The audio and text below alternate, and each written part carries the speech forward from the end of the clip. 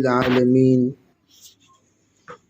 والصلاة والسلام على سيد الأنبياء والمرسلين محمد وآله وأصحابه أجمعين.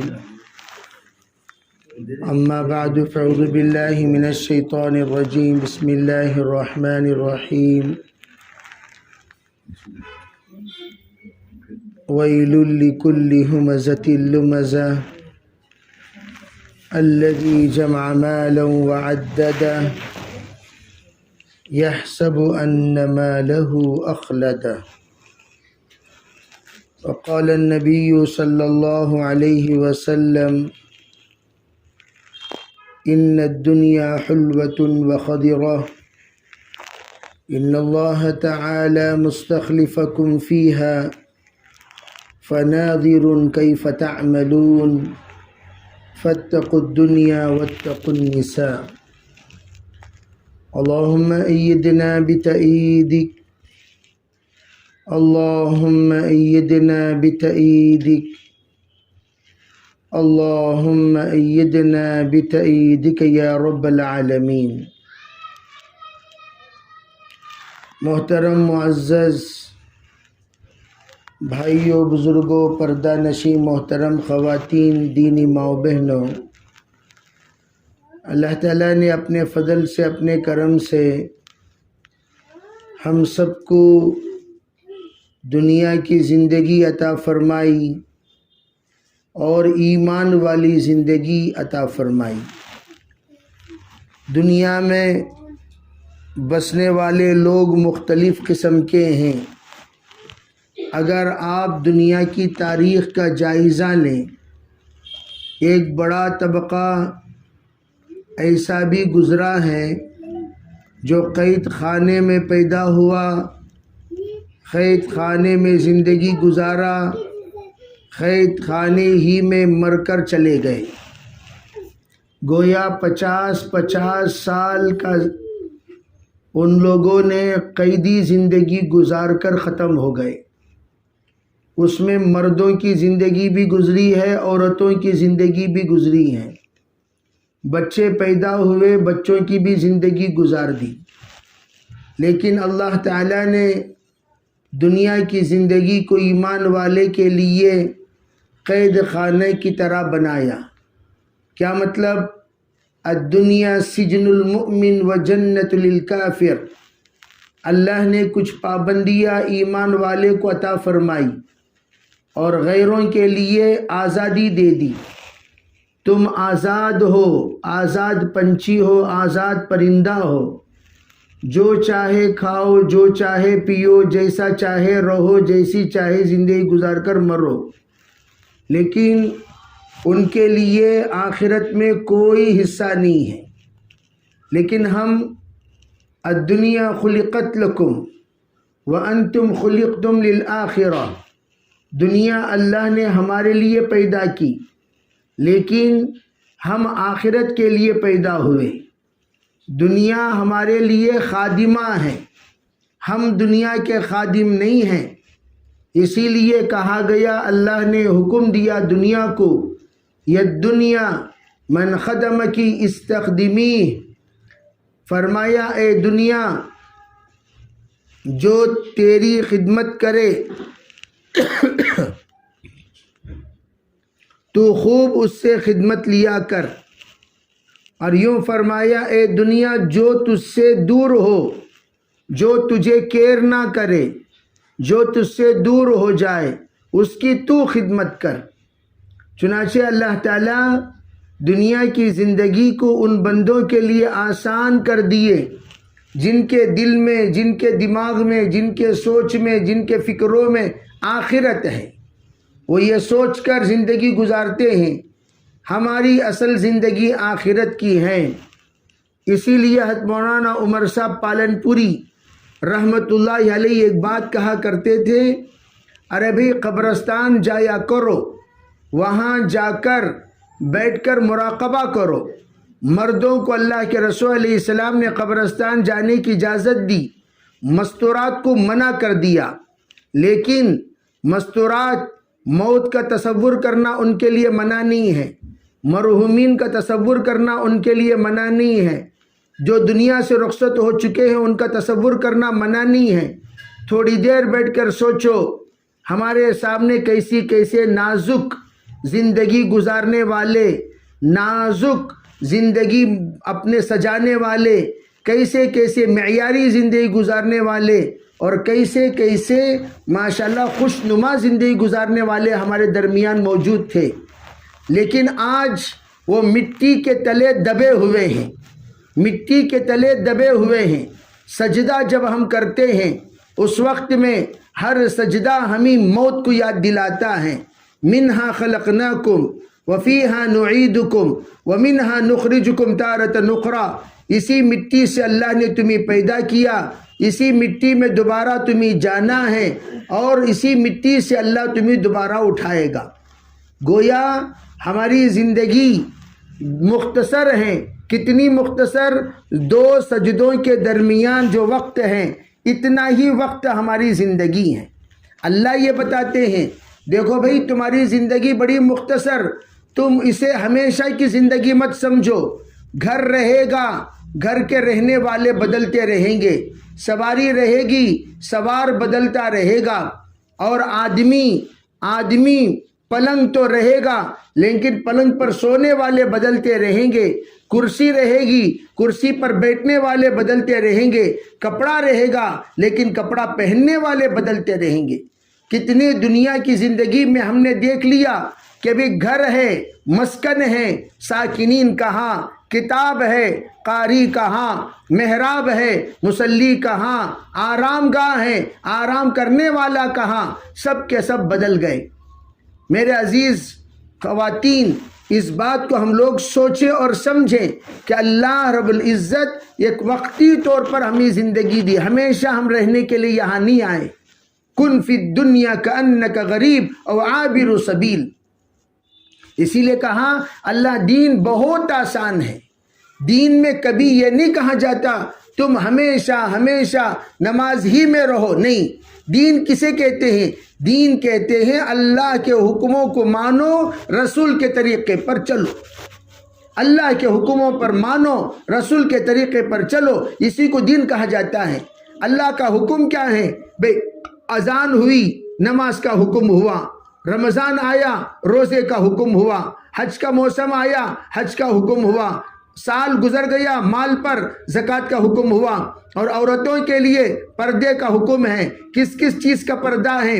اپنی آواز کو بھی پردے میں رکھو، اپنے جس کو ہم قال کہتے ہیں، قال کا پردہ یعنی آواز کو پردے میں رکھو، مال کا پردہ یعنی اپنے زیورات کو پردے میں رکھو، شال کا پردہ یعنی اپنے لباس کو پردے میں رکھو، چال کا پردہ یعنی جس وقت آپ چلیں تو درمیانی راستے میں مت چلو، سائیڈ سے چلا کرو، اور ذرا بالکل سیدھے ہو کر نہیں، تھوڑا سا جھک کر چلا کرو، یہ چال کا پردہ ہے۔ اسی طرح حال کا پردہ یعنی اپنے حالات سوائے اللہ کے کسی کے سامنے مت سنایا کرو، اللہ کے سامنے اپنا درد، اللہ کے سامنے اپنا دکھ، اللہ کے سامنے اپنی حاجت، اللہ کے سامنے اپنی ضرورت، اللہ کے سامنے اپنے تمام چیزیں سنایا کرو۔ اللہ کو جو سنائے گا اللہ رب العزت اس کی وقار کو باقی رکھے گا، مخلوق کے سامنے جو سنائے گا مخلوق اس کی مذاق اڑائے گی۔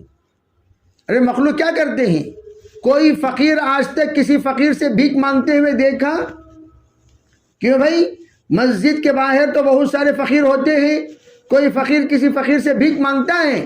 حالانکہ ایک فقیر کا کھٹورا بھرا ہوا ہے، دوسرا فقیر کا کھٹورا بس چند پیسوں کے ساتھ، چند پیسوں کا کھٹورا ہے۔ وہ یوں کہا کبھی کہ بھئی آپ کے کھٹورے میں پیسے زیادہ ہیں، ذرا میرے کھٹورے میں ڈال دو؟ نہیں۔ کیوں؟ ارے بھئی یہ بھی فقیر وہ بھی فقیر، دنیا میں سب فقیر ہیں، غنی تو صرف اللہ ہے۔ اللہ نے دنیا میں سب کو کسی نہ کسی کا محتاج بنایا، کسی نہ کسی کا محتاج بنایا۔ ڈاکٹر کے ہر مریض محتاج ہے، اور جب ڈاکٹر پر کوئی کیس پڑ جائے تو وہ وکیل کا محتاج ہے، وکیل بیمار ہو جائے وہ ڈاکٹر کا محتاج ہے، گھر میں کریک پڑ جائے انجینئر کا محتاج ہے۔ اگر انجینئر صاحب دیکھیں ارے بھئی یہاں پر پانی ٹپک رہا ہے تو پلمبر کا محتاج ہے، پلمبر نے یہ دیکھا پانی جہاں ٹپک رہا ہے وہاں پر کرنٹ اور شاک مار رہا ہے، ارتھنگ ہو رہی ہے، تو فوراً وہ محتاج ہے کس کا؟ الیکٹریشین کا۔ اب الیکٹریشین نے جب دیکھا ارے بھئی یہاں پر لیکنگ ہو رہی ہے تو وہ محتاج ہے میستری کا۔ تو گویا آپ دنیا کا حساب لگا لیں، سب کسی نہ کسی کا محتاج ہے، کوئی یہ نہیں کہہ سکتا۔ بلکہ میں قرغستان ملک گئے تھے ہم لوگ، وہاں ہم نے ایک بات دیکھا، کہا کہ ملازموں کے ساتھ ہم بہت ادب سے پیش آتے ہیں۔ پوچھا کیوں؟ کہا اگر ملازم سے ہم رس گئے تو وہ وقت پر ہمارے کام نہیں آئیں گے، پھر ہم لوگوں کو وہ کام کرنا ہوگا جو ملازمین کرتے ہیں۔ اس لیے ہر مالک کو ہم نے دیکھا ملازم کے ساتھ ملازمت کرتے ہوئے، کام کرتے ہوئے، ہیلپنگ کرتے ہوئے۔ تو میں یہ عرض کرنا چاہتا ہوں سب محتاج ہیں دنیا میں، سب کے۔ جیسے کہ میں کہا کرتا ہوں ڈاکٹر صاحبوں کو، ارے بھئی ڈاکٹر بھی ڈاکٹر کا محتاج ہے۔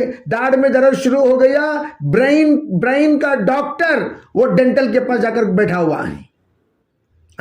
جب ڈینٹل والے ڈاکٹر کو آنکھ کی تکلیف ہوئی وہ آئی اسپیشلسٹ کے پاس جا کر بیٹھا ہوا ہے۔ آئی اسپیشلسٹ گنجا ہو گیا وہ بال اسپیشلسٹ پر جا کر بیٹھا ہوا ہے۔ ابھی بال اسپیشلسٹ اس کے بدن میں کھجلی شروع ہو گئی وہ اسکن اسپیشلسٹ جا کر بیٹھا ہوا ہے۔ ابھی وہ اسکن اسپیشلسٹ والا پیشاب رک گیا، پیشاب کڈنیاں کچھ تکلیف دے رہی ہیں تو وہ نیورولوجسٹ پر جا کر بیٹھا ہوا ہے۔ بھئی یہ کیا ہے؟ یہ اللہ بتانا چاہتے تم اپنے آپ کو بڑا سمجھو مت، تم ہو ہی نہیں۔ اذان میں اللہ اکبر کہا جاتا کہ نہیں کہا جاتا؟ کیا مطلب ہے اس کا؟ ارے بھئی پورے کائنات میں بڑا تو اکیلا اللہ ہی ہے۔ اور دعوت کا کام کس کے لیے؟ فرمایا ارے بھئی غلاموں کی غلامی چھوڑو، سب غلاموں کی غلامی میں لگے ہوئے ہیں، یہ اس کی غلامی، یہ اس کی غلامی۔ میں تو کہتا ہوں آج کل تو ہمارا سب سے بڑا وقت دوسروں کی خوش آمدی میں، ان کو خوشامد کرو، ان کو خوشامد کرو، ان کو مناؤ، ان کو مناؤ۔ اللہ کے بندو اللہ کو منا لو، اللہ کو مناؤ، اللہ کو مناؤ۔ جیسے بچے ماں باپ کو خوش کرنے اور ماں باپ بچوں کو خوش کرنے کے، ساسو ماں بہو ساسو ماں کو، ارے بھائی یہ کیا؟ یہ تو ہمارا یہ تعلق ہے، محبت ہے، یہ حقوق ہیں۔ ان حقوق میں اخلاص ہو اور اللہ کے حقوق کی ادائیگی ہو، اللہ سب کو راضی کر لے گا۔ اور اس وقت بڑے درد سے یہ بات کہی جا رہی ہے، ہمیں سب کو راضی کرنے کی فکر لگی رہتی ہے، سب کو راضی کرنے کی، لیکن اللہ ناراض ہو جائے، رسول ناراض ہو جائے، کوئی فکر نہیں۔ جیسے شادی میں سمداوا رشتے والے کو نکاح کی دعوت لڑکیوں کی طرف سے ہوتی ہے، شریعت کے اعتبار سے کیا حکم ہے وہ علماء سے آپ حضرات معلوم کر لیں۔ لڑکیوں کی طرف سے، لڑکی کی طرف سے دعوت ہوتی ہے لڑکے والوں کی، تو اس وقت کیا کرتے ہیں؟ پوری لڑکی والے لڑکے والوں کو خوش کرنے کی کوشش کرتے ہیں، وہ بھی لڑکے کا چاہے سٹیپ در سٹیپ، کئی رشتہ دور کا رشتہ اسے بھی خوش کرنے کی کوشش کریں گے تاکہ وہ ناراض نہ ہو۔ اب بھائی ولیمے کا نمبر آتا ہے، لڑکے والے دعوت دیتے ہیں لڑکی والوں کو، اب لڑکی والوں کو خوش کرنے کی فکر کون کرتے ہیں؟ لڑکے کے پورا خاندان مل کر خوش کرتا ہے، لیکن اس میں یہ نہیں سوچتا ارے بھئی یہ کام جو کچھ ہم کر رہے ہیں اس میں ہمارا اللہ بھی راضی ہوا کہ نہیں ہوا، ہمارا اللہ ہم سے راضی ہوا کہ نہیں ہوا۔ اللہ راضی تو اللہ سب کو راضی کر لے گا۔ اس سے محترم خواتین ہم اللہ کی رضا کو بھی مد نظر رکھیں، رضوان من اللہ اکبر، اللہ راضی ہو گیا بہت بڑی چیز نصیب ہو گئی۔ ہم اللہ کے اولیاء کو آج بھی عزت کرتے ہیں، اولیاء اللہ کا نام لیتے ہیں۔ آپ حضرات بچے پیدا ہونے کے بعد نام کس کا رکھتے ہیں؟ سمو اولادکم بخیارکم، فرمایا تمہارے اولاد کا نام، تمہارے نیک لوگوں کا نام رکھا کرو، مالداروں کا نام دیکھ کر کوئی رکھتا نہیں۔ میں پوچھتا ہوں سب سے بڑا عہدیدار قارون تھا، قارون کا خزانہ دنیا میں خزانے کے اعتبار سے سب سے بڑا اگر کوئی تھا تو کون تھا؟ قارون تھا. کیوں بھی آج تک کسی نے اپنے بیٹے کا نام قارون رکھا؟ کیوں نہیں رکھا؟ کیوں نہیں رکھا؟ ارے بھی وہ اللہ کا نافرمان تھا، اللہ کا نافرمان تھا. حامان کیوں نہیں رکھتے؟ اللہ کا نافرمان. شداد کیوں نہیں رکھتے؟ اللہ کا نافرمان. نمرود کیوں نہیں رکھتے؟ اللہ کا نافرمان. ابو جہل، ابو لہب، عتبہ، شیبہ نام کیوں نہیں رکھتے؟ اللہ کے نافرمان لوگ ہیں وہ. اور اللہ کے نافرمان لوگوں کا نسبت اگر کسی سے کر دیا جائے اسے ہم سب سے بڑی توہین سمجھتے ہیں. لیکن حدیث میں سرکار دو عالم صلی اللہ علیہ وسلم نے فرمایا بعض لوگ جن کا حشر قارون کے ساتھ ہوگا، حامان کے ساتھ ہوگا. حدیث کے صاف فضائل اعمال میں آپ حضرت فضائل نماز میں کیا یہ حدیث نہیں پڑھتے؟ کیا منشا ہے اس میں کہنے کا؟ منشا یہ ہے اگر کوئی مال کی وجہ سے نماز چھوڑا تو اس کا حشر قارون کے ساتھ، عہدے کی وجہ سے نماز چھوڑا اس کا حشر حامان کے ساتھ، حکومت کی وجہ سے نماز چھوڑا نمرود کے ساتھ، کبر کی وجہ سے نماز چھوڑا فرعون کے ساتھ. اب ہم دیکھیں محترم خواتین، پوری ذمہ داری ماشاءاللہ ہماری خواتین میں اتنی پابندی ہے. میں تو آپ حضرات کی بہت احترام کرتے ہوئے یہ بات کہا کرتا ہوں، ارے بھی ہماری بہنوں کو تو عید کے دن بھی چھٹی نہیں ہے. دنیا میں سب شعبوں کو چھٹی ہے، لیکن بیوی کا جو شعبہ ہے، گھر والی کا جو شعبہ ہے، ماں کا جو شعبہ ہے، پکوان کا جو شعبہ ہے، دنیا میں بتا دو اسے کبھی چھٹی ملی ہو؟ سب لوگ سفر سے تھک کر آتے ہیں،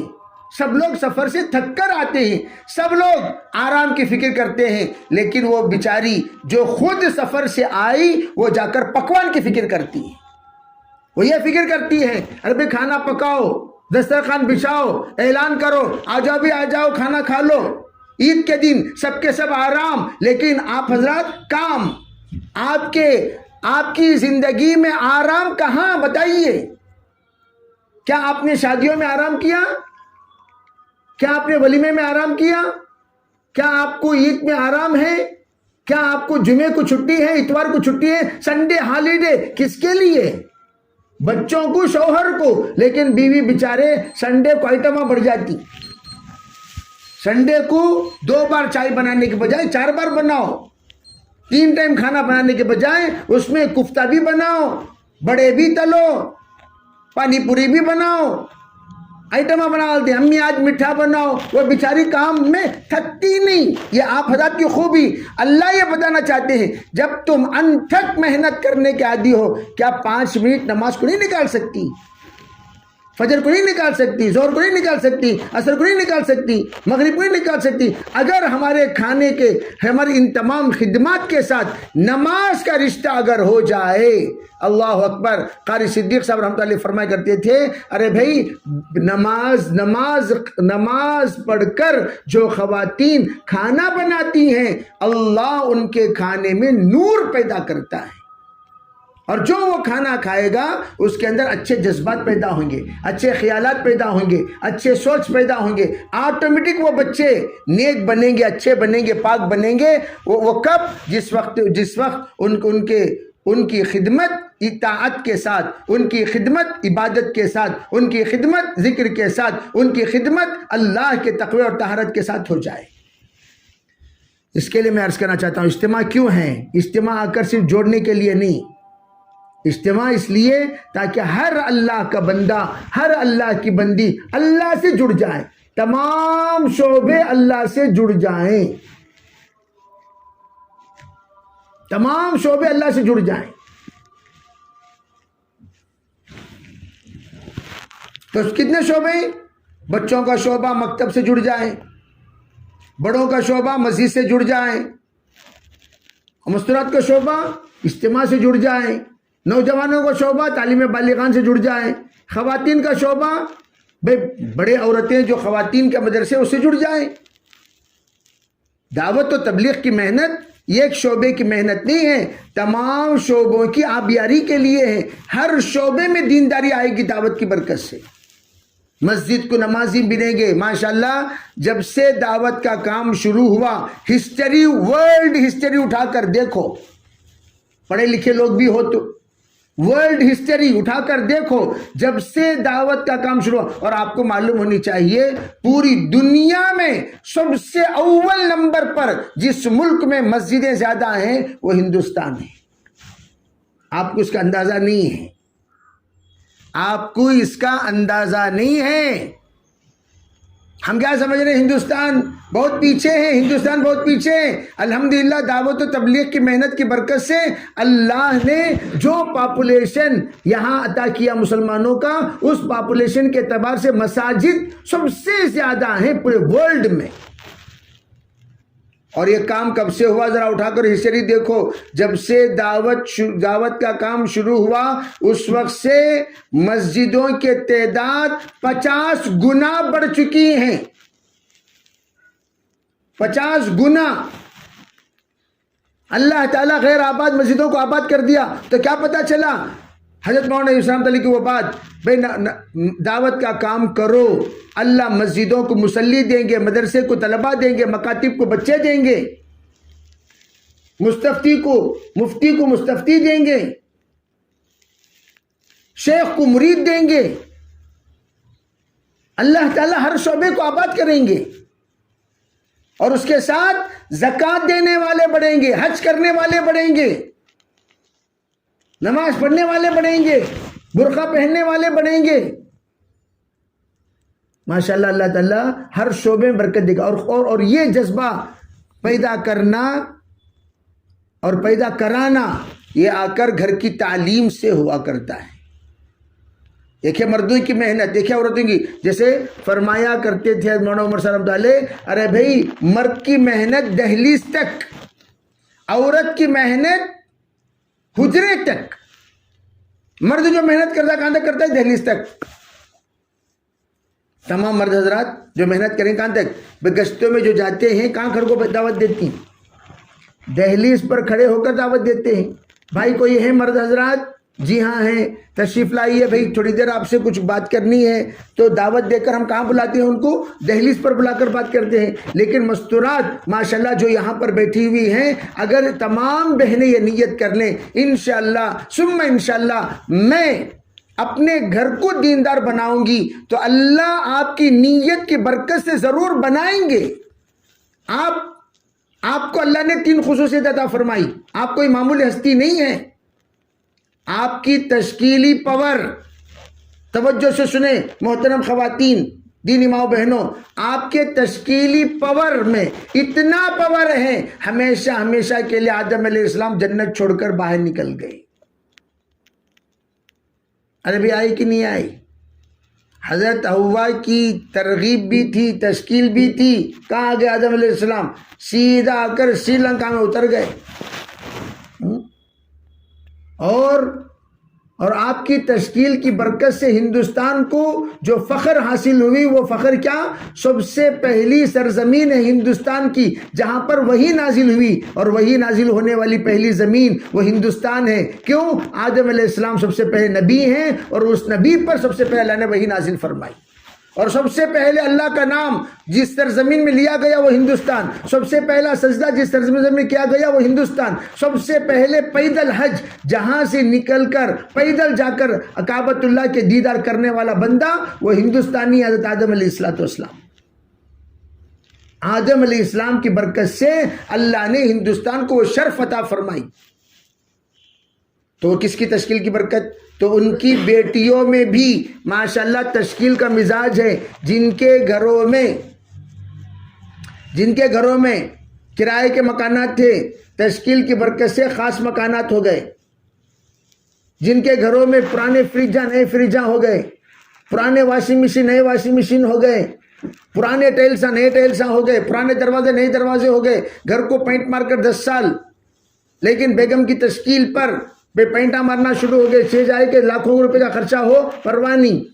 ہوا کہ نہیں ہوا کام؟ مستورات کی تشکیل کی برکت سے کتنی بڑی تحریک ہوتی ہے۔ بچے معمولی اسکول میں پڑھتے تھے، مستورات کی تشکیل کی برکت سے بہترین اسکول میں پڑھنے والے بن گئے. تو گویا پتہ چلا ہم بہتر سے بہترین بنانا چاہیں بنا سکتے ہیں. تو اللہ تعالیٰ، میں قزاقستان میں ازبکستان سے ایک ڈاکٹرنی اور ایک وکیل خاتون صرف اپنے بچوں کی دینداری کی فکر کرتے ہوئے مشورہ کرنے کے لیے 1500 کلومیٹر بائی روڈ سفر کیا اپنے اپنے شوہروں کے ساتھ. کوئی معمولی بات ہے بتاؤ؟ تو پتہ چلا عورتوں کے اندر جب درد جب فکر شروع ہو جائے تو پھر پورے عالم کو مٹھی میں بنا لے. ایک صاحب کہنے لگے میری عورت اسلام قبول کی جرمنی سے، وہ فوکنر آئی، یعنی میلبرن میں ہم لوگ تھے اس وقت، جرمنی سے فوکنر آئی. کیوں؟ محض اس بنیاد پر تاکہ ان کے بچوں کو دینی ماحول ملے. فوکنر ایک ایسا میلبرن میں محلہ ہے جہاں پر ماشاءاللہ پوری دینی فضا، پورا دینی ماحول، ملک کو چھوڑ کر ملک آ گئے لوگ مستورات کی تشکیل کی بنیاد پر. تو آپ کی تشکیل میں ماشاءاللہ پاور ہے، تو آپ اپنے مردوں کو تین دن لگا کر ہیں، چلا لگا کر 4 مہینہ تشکیل کرو. اور انہوں جو عذر پیش کرتے ہیں مردوں کے سامنے، وہ عذر صحیح ہے یا غلط وہ آپ کو پتا ہے. آپ تشکیل کرو گے انشاءاللہ کام بن جائے گا. اور خود کی بھی تشکیل کرو، 3 دن لگایا کرو. 3 دن لگائے ہیں عشاء لگایا کرو، عشاء لگائے ہیں چلا لگایا کرو، چلا لگائے بیرون لگایا کرو. حضرت مولانا قاسم گوڑی صاحب رحمۃ اللہ علیہ کے ساسو ماں تھی، ماشاءاللہ 14-15 ملکوں کا اللہ نے سفر کرایا. اندازہ لگاؤ اللہ کیسے کیسے کام لیتے ہیں ہمارے ہی قریب میں. اور دوسری بات، آپ کی جو خصوصیت ہے وہ کیا؟ وہ آنسو. ہمارے خواتین کو رونے کی تشکیل کرنے کی ضرورت نہیں. ماشاءاللہ آنکھوں میں مستقل آنسوؤں کی ٹینکی ہوتی ہے، فوراً آنکھوں سے آنسو بہنا شروع ہو جاتے ہیں. تو ہمارے خواتین کیا کریں؟ اللہ کے سامنے 2 رکعت نماز پڑھ کر بچوں کے لیے، اپنے گھر کے مردوں کے لیے، کمائی کے لیے رو کر دعا کریں. اللہ تعالیٰ اس کی برکت سے انشاءاللہ آپ کی دعا قبول کرے گا. حضرت امام بخاری رحمۃ اللہ علیہ نابینا پیدا ہوئے، ان کی والدہ 6 سال روئیں. رونے کی برکت سے اللہ تعالیٰ نے مادر ذات، چائلڈہڈ نابینا، مادر ذات نابینا، اس مادر ذات نابینا کو اللہ نے بینائی دے دی ماں کی رونے کی برکت سے. تو آپ کی دعا میں اللہ نے وہ تاثیر رکھی ہے، تو ہم دعا کریں. تیسری چیز کیا ہے؟ ماشاءاللہ ہمارے خواتین کے اندر استقامت ہے.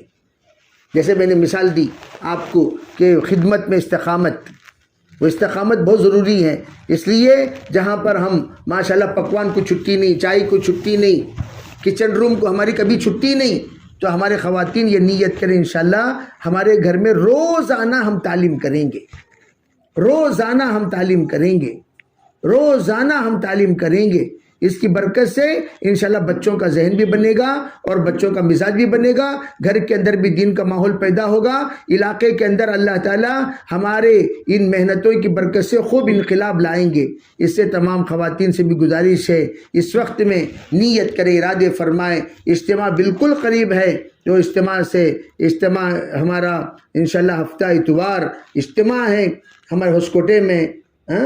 تو ہفتہ اتوار اجتماع کے لیے آپ اپنے مرد حضرات کو بھی ضرور بھیجنا ہے. اجتماع سے پہلے ہم سب اپنے اعتبار سے یہ عزم کرتے ہیں کہ بھئی اجتماع سے پہلے 3 دن، چاہے صبح جمعرات جمعہ 3 دن ہمارا وقت لگ جائے، پھر ہفتہ اتوار ہمارا اجتماع میں لگ جائے، بہت بڑا فائدہ ہوگا.